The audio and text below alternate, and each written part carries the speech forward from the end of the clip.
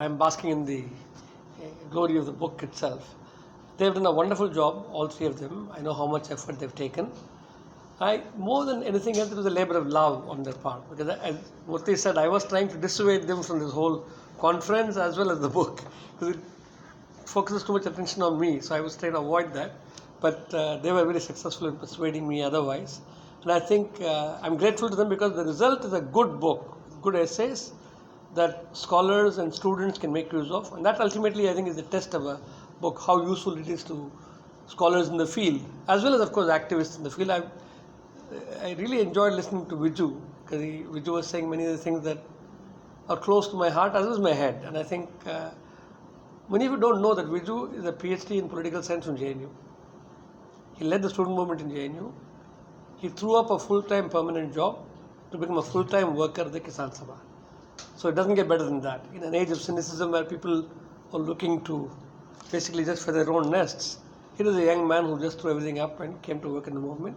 He doesn't talk about it, but I think it should be mentioned here that if I stayed in the academia and managed to do work as an activist, I was lucky. Not everybody has a choice these days. Increasingly, the academic spaces are becoming more and more difficult to function in. At the same time, life of an activist is not easy either, especially with the current dispensation and its proclivities to anti-democratic action of various kinds. So we are in for tough times, we are aware of it, and we are quite ready to face the challenges ahead of us. I would like to thank all the friends who have spoken so generously this morning, including about my missing teeth, which Sheila made sure I couldn't hide. I was planning to speak with my lips closed, actually, keep my lips sealed. Didn't work. I'm particularly grateful to Ram for those very nice remarks, because coming from Ram, they mean a lot to me. Ram has played an extremely important role in shaping my life, which is something I've mentioned in my tribute to him, which he has probably not had the time to read, book of essays in his honor, which also took place in the same room as us. We had a book release function for Ram's, the book of essays in his honor. So it's appropriate that he's here today. Professor, with all the difficulty that he may have, managed to come and spend so much time with us. I'm very grateful to him. And all the colleagues and others who've spoken, what can I say? Sheila, Mohan, all of them. And of course, the one who's helped my students a lot more than I, just Chandra, as Murthy mentioned, was always there as a balm, soothing the pain of the students who just heard a mouthful from me. So, actually, most of the students were very cooperative, I must say. I didn't have a great deal to do. I have my good friend Nagaraj here. I've always had the pleasure of being the external examiner for his students and he for mine.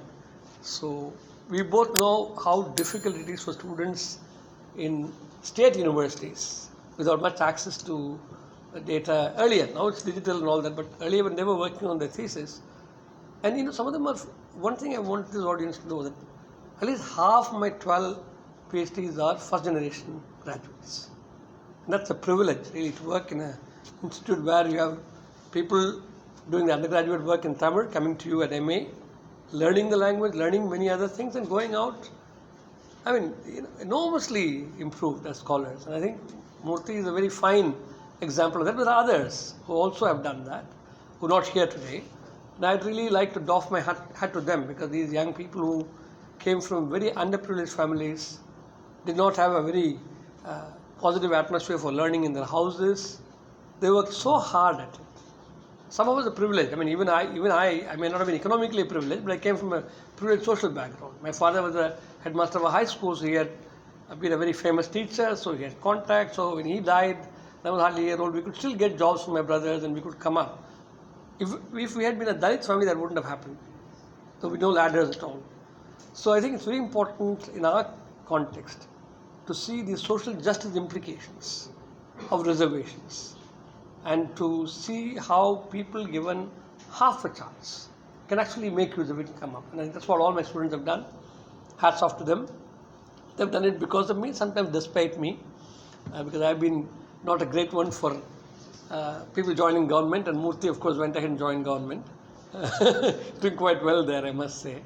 So it's been a pleasure traveling with these students, and I'm very grateful to them for having taken the trouble 3-4 years. The preparation for the conference was quite significant, and then the conference itself, and then nudging and getting authors to revise the papers, sticking to deadlines.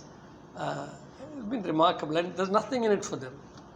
I heard to my somewhat to my surprise and shock that they had raised resources to do all this. Of course, as an economist, I should have known that resources are required, but I thought they would have got it from grants. But actually, put in their own efforts as well, and I'm really touched by the gesture. My work has been spoken of, but my work is just one of millions of people working like that across the world. So it's just been. I've enjoyed doing it. Okay, I don't think I have any claims on what I've done, but I've thoroughly enjoyed whatever I've done in the last 45 years working with the people. People have taught me a lot, and people in this room as well as people outside this room have taught me a lot. My good friend and the only engineer from my batch, as I like to call him, Thomas Taru, who was our batch first ranker in 1969 IIT batch, 64-69 batch, who's remained an engineer and who's as German engineer as you'll get, which is about the best of engineering, core, absolutely solid. So, I have a set of friends ranging from a Thomas Taru to my neo-literate activist in the field, and that's just a pleasure. And to, of course, Kisan Sabha activists on the ground who speak in different languages. You see, this is the other thing, my life experience has taught me that the stupidest thing we can do is to impose a language. All of us activists have learned languages as we needed them, and for somebody in Delhi to tell us that we must learn Hindi, so absurd, really. This is the point that Ram made on TV the other day about how we're not against learning languages, but we're for a two-language formula. You put so much burden on kids.